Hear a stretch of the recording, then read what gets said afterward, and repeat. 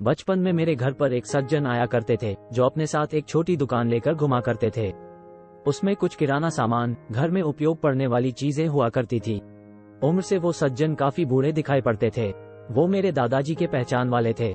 धूप हो या बारिश, उनका आने का समय निश्चित हुआ करता था। ज्यादातर बार तो हमें उस सामान में से किसी भी चीज की जरूरत नहीं हुआ करती थी। ये बात भी उस गृहस्थ को पता थी, लेकिन मेरे दादाजी हमेशा कोई छोटी चीज ले लेते। कई बार तो दादाजी उन्हें खाने पर बोल देते और दादी जी भी मना नहीं कर पाती, लेकिन बाद में दादी जी घर में बड़ी ताने मारती। दादाजी सब हंस के छोड़ देते। एक दिन सुबह की बात है, मैं स्कूल जाने की जल्दी में था। उन दिनों अक्सर मेरे दादाजी मुझे स्कूल छोड़ और लेने आते। अचानक उस दिन ये सज्जन अपना सामान लेके आ गए। दादाजी फिर उनसे बात करने में दंग हो गए। मैंने गुस्से में कह दिया, पता नहीं क्यों चले आते हैं जब इनके सामान की कोई जरूरत भी नहीं है। दोस्त ही है दादाजी के, पैसे मांग लेते तब भी दादाजी दे देंगे, पता नहीं ये सामान बेचने का बहाना क्यों चाहिए। दादाजी मुझे थोड़े गुस्से से देख बोले, तुम बाहर रुको, मैं अभी आया। वो सज्जन मेरी तरफ देख के मुस्कुराए और अंग्रेजी में बोले, I am not a beggar, I am just a supplicant. उस सज्जन को मेरे घर के सारे लोग फकीर बुलाते थे। कुछ दिनों बाद मुझे पता चला कि फकीर और मेरे दादाजी ने अपने दिनों में साथ में काफी मेहनत की थी। और दिलचस्प बात तो ये थी कि फकीर कोई गरीब इंसान नहीं थे। उन्हें पैसों की कुछ भी जरूरत नहीं थी। यहाँ तक उनके बेटे किसी बाहर देश में नौकरी करते थे। फकीर जब भी आते हमेशा मुस्कुराते और उनके चेहरे पर एक चमक सी रहती। मुझे समझ नहीं आता कि इतने पैसे होने के बाद फकीर सामान लेकर क्यों घर घर घूमते।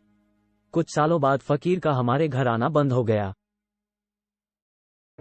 एक शाम जब गर्मियों की छुट्टियां थी, मैं मेरे दादाजी के साथ मस्ती कर रहा था और अचानक मुझे फकीर की याद आ गई। और मैंने दादाजी से पूछा, आपके दोस्त फकीर इतने अमीर है तो उन्हें सामान बेचने की क्या जरूरत। दादाजी मेरी तरफ देख कर बोले, वो आदत से मजबूर है।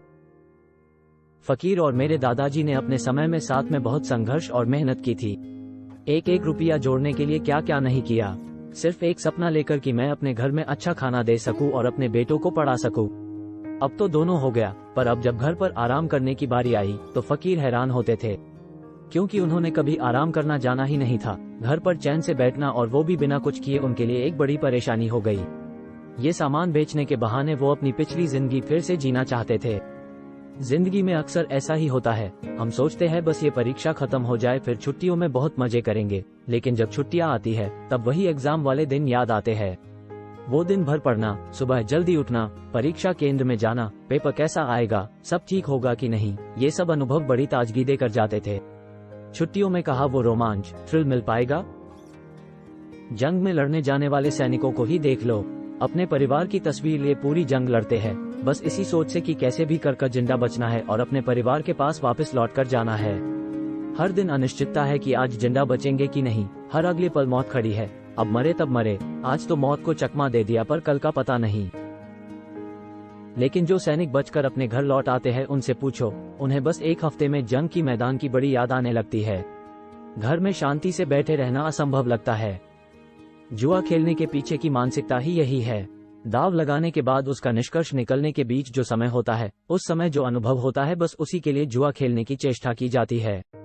किसी रिटायर होने वाले आदमी को ही देख लो, रिटायर होने के बाद तो वो आदमी बिल्कुल ही मुक्त होता है, उसके पास कहने के लिए समय ही समय है, लेकिन अक्सर लोग रिटायर होकर उदासीन दिखते हैं। उनके चेहरे पर वो चमक, वो ताजगी नहीं दिखाई पड़ती। जब नौकरी थी तो एक डर, एक अनिश्चितता लगी रहती।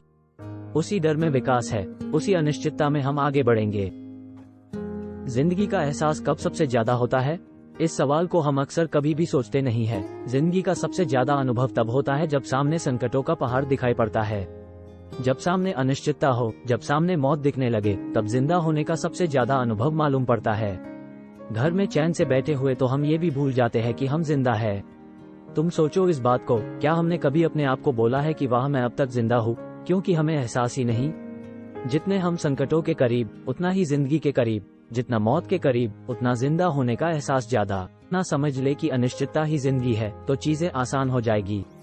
हम जिंदगी को जब निश्चित कर देते हैं तो हम जिंदगी जानने का मौका भी खो देते हैं। सोचो इसे कि अगर किसी इंसान की जिंदगी में बहुत पैसे, रहने के लिए घर, अच्छा परिवार, सब कुछ मिल जाए, सब निश्चित हो जाए, तब तो उस इंसान को जानने के लिए कुछ बचा ही नहीं। जीने का एहसास उससे ज्यादा तो किसी मजदूर को होगा। निश्चितता अपने साथ कोई उम्मीद नहीं ले आती, जो बात निश्चित हो चुकी है उसमें कैसी उम्मीद?